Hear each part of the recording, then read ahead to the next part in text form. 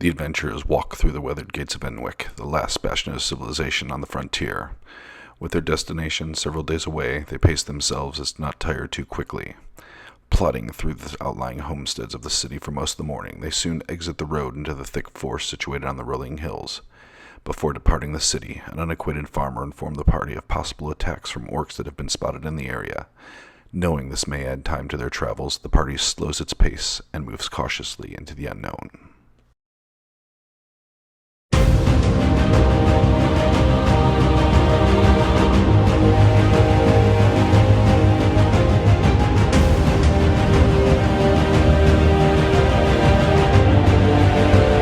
Welcome, my denizens of the Underdark, to the first episode of the Dungeon Delvers Laboratory.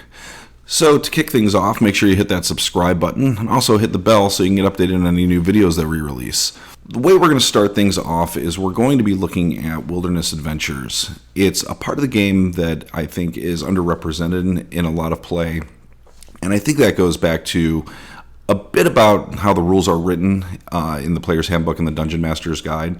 There's a lot of ambiguity and there's a lot of space for improvement. Now, by no means am I saying that my system is the system. I think that everyone's going to have their own flavor for how they play this aspect of the game, and I think it's a part of the game that can be really engaging to our players as they go on their major epic quests. I see this being about a 6-part series. There may be more episodes, depending on how you guys react to them and things you leave me in the comments. So we're going to be looking at things like, how time affects a wilderness adventure and how we can track distance accurately or somewhat accurately, as you'll see later on in the video. We're going to talk about the different roles that characters can have in the party during an outdoor adventure. And we're also going to be looking at encounters and how we can build more engaging encounters to make our outdoor adventures seem more exciting and more epic to our players. And then in the final video, we're going to be working towards bringing all this together in a holistic package through doing kind of a simulated run-through of the system as we're describing it. I think a lot of times we discuss these rules kind of in isolation, but what we never do is we never really show the player how to use them at their table. And what does it look like for a new DM when they're trying to run something like this? It's not as straightforward, I think, as a dungeon. So I think seeing it in action and showing what's going on behind the Dungeon Master's screen, but how the players perceive it, could work to their advantage and really improve that part of your play. So the first question we want to ask ourselves is why? Why do we want to even concern ourselves with outdoor adventures and wilderness campaigns, especially in a time when hand-waving this sort of aspect of the game is becoming very prominent?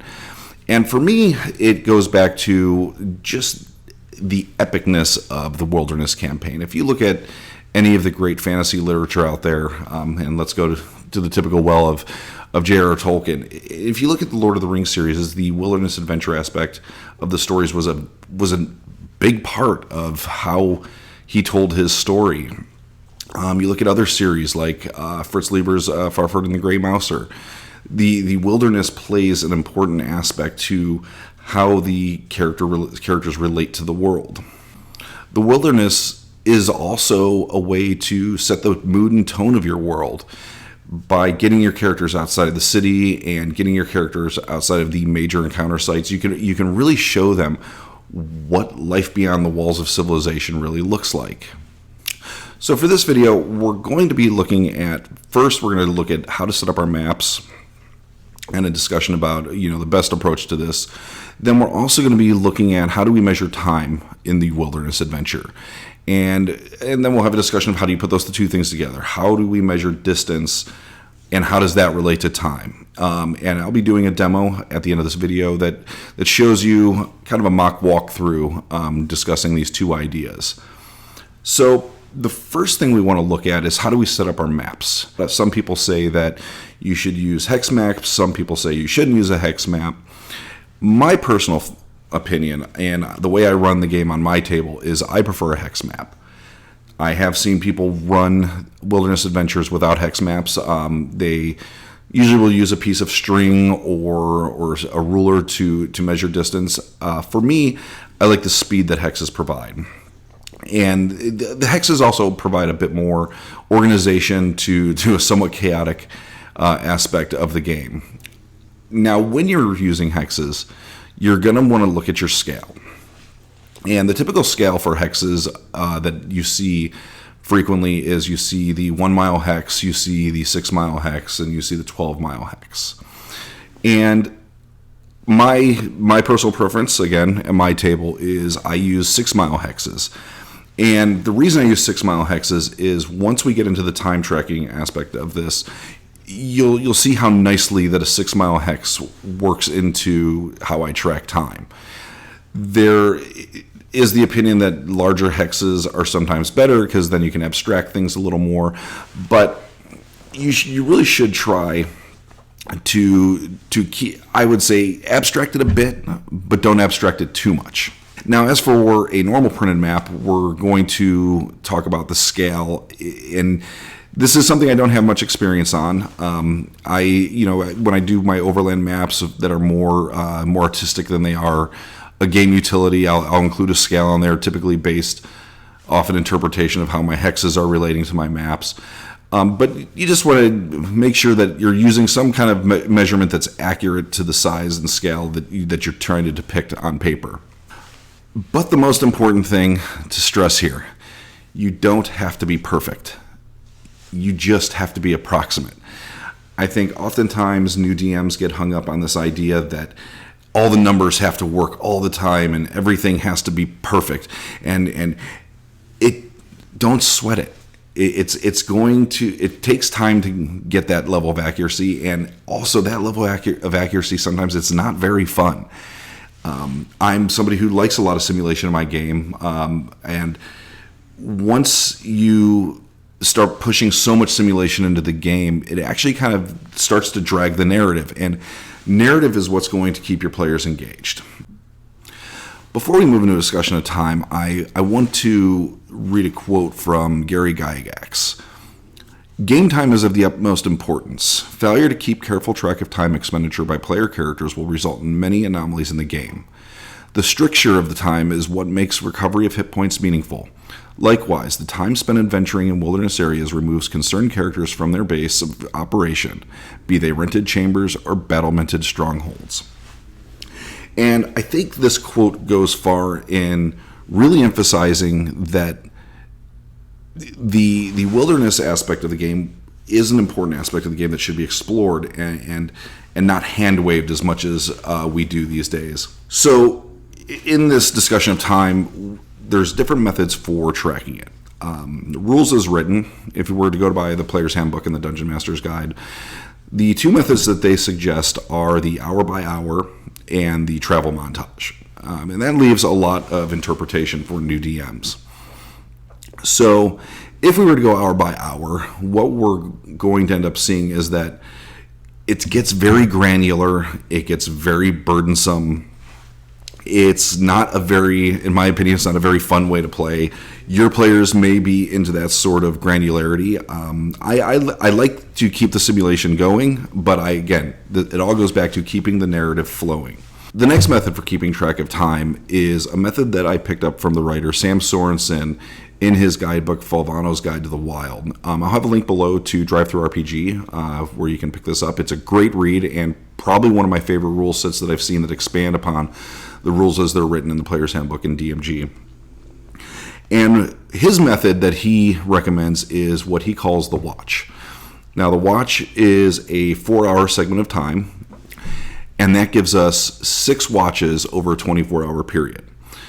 With this system, you're giving yourself a lot more abstraction, but still keeping it somewhat simulated.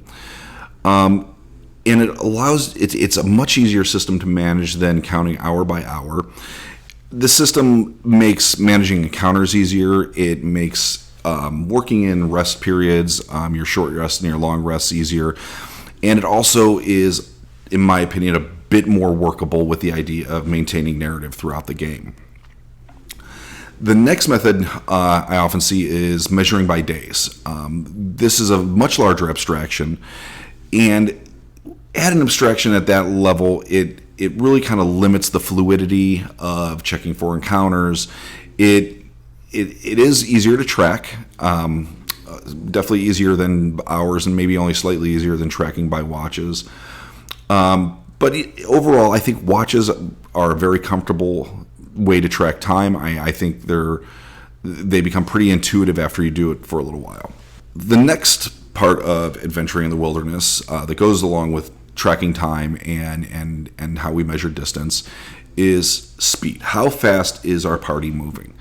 And it's a pretty common method of tracking the party's movement in 3 different speeds. You have fast, you have normal, and you have slow. If we were to go by rules as written, there is a penalty for our passive perception checks when we're moving fast. At normal speed, we get our standard modifiers for our passive perception. The next speed that they can move is slow, which is going to give us an advantage of being able to move with stealth. And by moving with stealth, we're going to be able to possibly avoid random creature encounters. But it also can aid us when we want to take a minute to look around and see if there's anything in a hex or in the area, if you're not using hexes, that may reveal themselves to us through a little searching. We also then have to consider terrain movement. Terrain movement there's many different scales I've seen. The one that I prefer, again, I'm going to defer back to Fulvano's Guide to the Wilds, and it's a system that rates different terrain and the difficulty it is to move through it, ranging from doubling to tripling to possibly quadrupling how long it takes to move through a hex. So when we start looking at how much does it cost us to move through terrain, that's where we got to start looking at time, and we need to start looking at how fast we're moving and kind of pulling this all together. If we are measuring our scale in watches, we typically say that the players can move 12 miles in a watch. If you are using a hex system, that means you're going to be moving 2 hexes over the course of 1 watch. That means that in the course of a standard travel day, which is 2 watches, 8 hours, the character is going to be able to move up to 24 miles. Now, if we start moving through difficult terrain, that changes, as those distances and typically only are going to happen on open grassy plains, roads, your easier standard terrain. You start moving into hills and mountains and things like that, you're going to start reducing how fast you can go. So if you were to move into, let's say, some rugged hills, you're now going to adjust. Tell the players, okay, you can no longer move 24 miles. Now your movement for this 8-hour period is now only going to be 16 miles or 18 miles. Both Fulvano's Guide and the Player's Handbook and DMG have different methods for how they handle difficult terrain. Again, personally, on my table, I prefer Fulvano's Guide. I think but the rules as written, I think, will give you a good baseline where we're just looking at if they travel 24 hours in an 8-hour period. They on normal terrain, you make no modifications. If they enter difficult terrain, which is anything from hills to deep forests to mountains, you're going to end up doubling how long it's going to take them, or just half how far they're able to travel in that day. So the next thing we're going to do is we're going to head over to the computer, and I'm going to hop on there and bring up a map with hexes, and I'm going to kind of walk you through some different scenarios and show you how we can be keeping track of this live while we're in play. So here we have one of my maps for one of my campaign settings that I was running for a while. So on this map, we have our individual hexes here, and each hex is going to be 6 miles. And so when we're measuring, what we're going to be looking at is the distance from here to here is going to be 6 miles. Okay, and then let's say we're coming this way, so from here to here, all right, let's do it here. So from here to here, it's going to be 6 miles. Okay, so if we're working on a 6-mile hex map, and let's say that our players have set up camp over here. Okay, so this is where we're going to be starting. And let's say that their destination is this abbey right here on the river. So what we could do, let's say that the first day our players tell us that they are going to travel north, and they want to use, and they're just going to travel during the first watch, and then they're going to take a short rest. So as we said before, a watch is 4 hours long. In that 4 hours, our players are able to travel 12 miles for a single watch. So starting here, let's say it's 8 a.m. We'll just note that over here. Let's see. Okay. So we know that they leave at 8 a.m. And so they travel 4 hours, sorry, on the watch. And so they will move up 1. So that will give us 6 miles. They move up 2. And that's 12 miles. And this is where they're going to take their short rest. Okay, so now we know that that was a 4-hour journey because this is on open grasslands, easy terrain. So it is now noon. Okay, so now the players decide that they are going to take a short rest. Okay, so we're going to pick up our travel at 1 o'clock p.m. Okay. Now, they could go around these mountains here, the hills here, sorry. And that could be faster. It could also add a longer time to the journey. Now, remember, one of the incentives for the characters wanting to move as quickly as possible is the longer they're out in the open, the more chances they are going to be of running into some kind of combat-based encounter or some kind of weather event, which we'll be getting to later. Weather events are actually pretty fun. But let's say the characters decide that they want to travel straight ahead and they're going to go through these hills.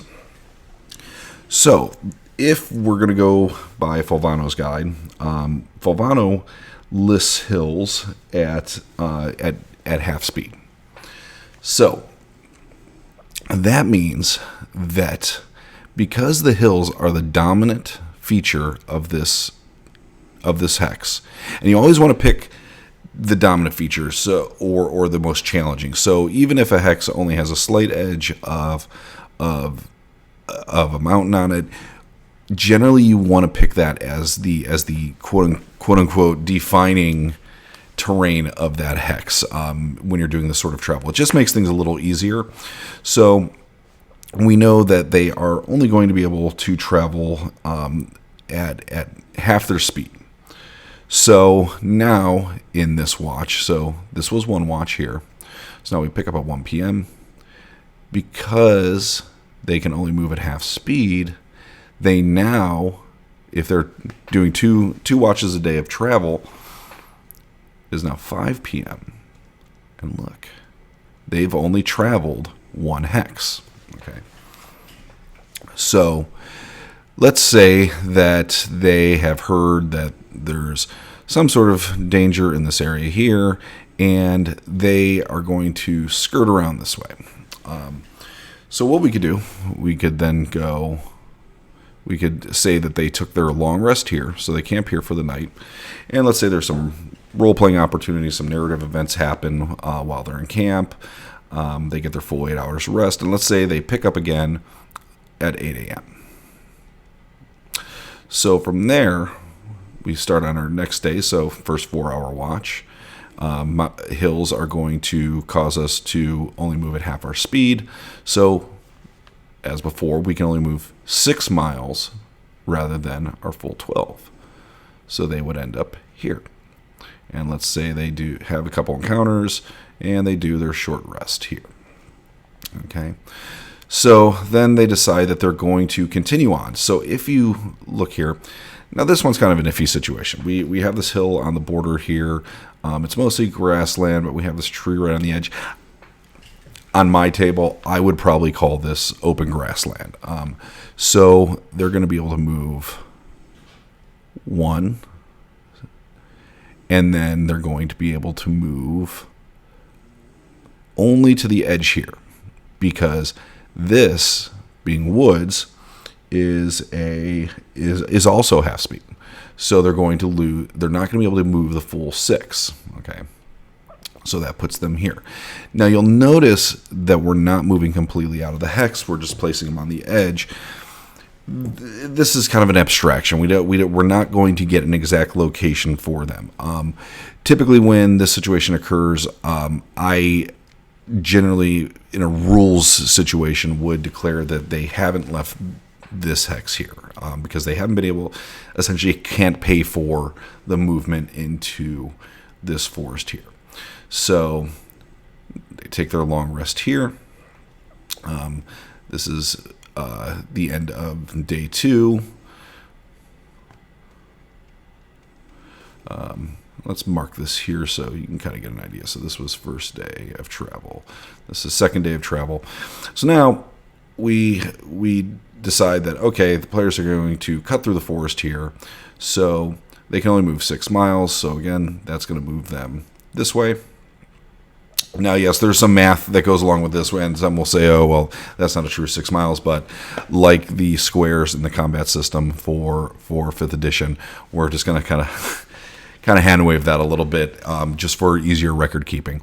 And so that they take their short rest here, and now the next watch they make their way to the Abbey, and they get to the Abbey.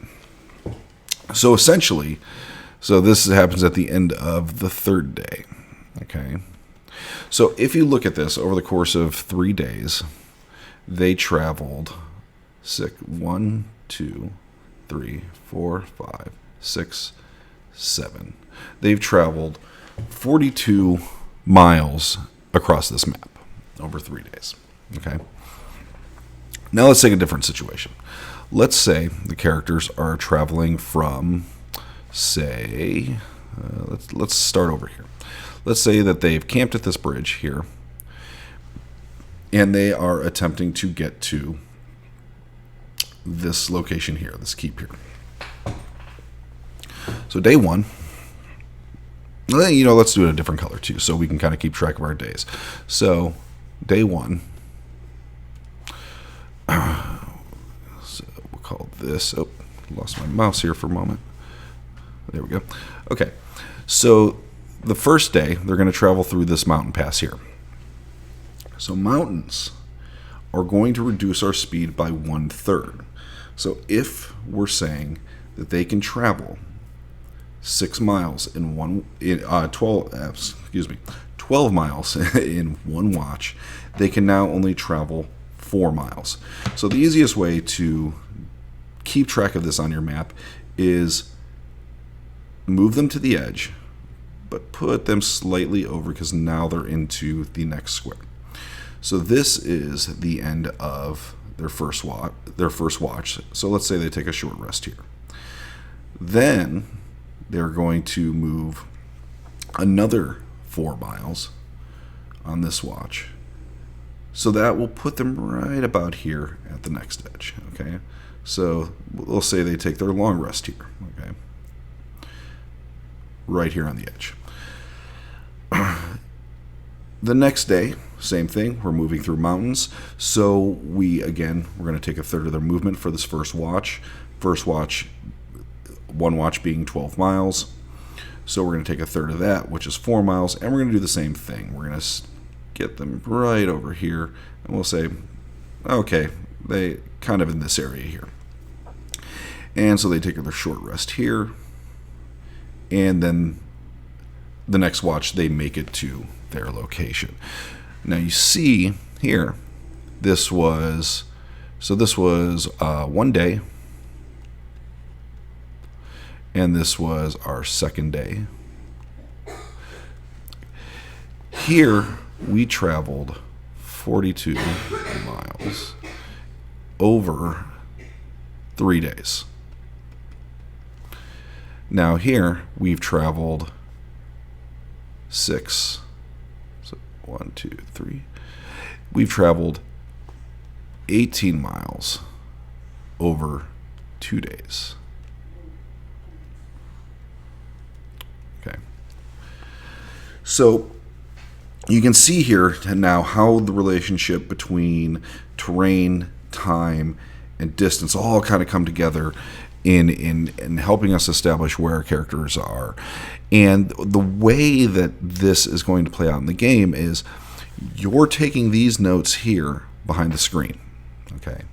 You're not necessarily doing this in front of the players. You may be showing these things to you may be describing these things to your players so that the party cartographer is able to map it. But what you're not necessarily doing this in front of the players. This is behind your DM screen, and you're just giving general narrative to them. So in a situation like let's see, so in a situation like this journey here, you could say something like, okay, you break camp in the morning, and you'll see this in the demo video when we pull this all together, but this is just a rough example. So we look at this situation and we say, okay, you break camp, and during the first part of the day, you travel through some very open area, and modeled all around you are the occasional homesteads and farms, but it's a pretty uneventful journey. You then come to a small stead of trees, because remember, even though these hexes, I should note that, even though these hexes are depicting one type of terrain, remember that's just the general overall terrain in that hex. There's going to be other terrain features in that hex, but the overall terrain, a majority of it is going to be the hex depicted, the geographic terrain that's depicted on the hex. So you can say, okay, you take your short rest at a stand of trees, and once you've rested and you've had your meal for the afternoon, you then continue on your journey, and now the grasslands are giving away to some very, very rough hills with large rocky outcroppings and moss, hanging over their ledges, and you find a nice alcove underneath an overhang that you could use as a camp for the evening. So you see, what we've done here is we are keeping track of logistics. It's very easy. You'll get used to it. The more you do it, the more you get used to it. We're keeping track of the logistics, and we're describing to our player, but we're using narrative to describe to our players what's going on.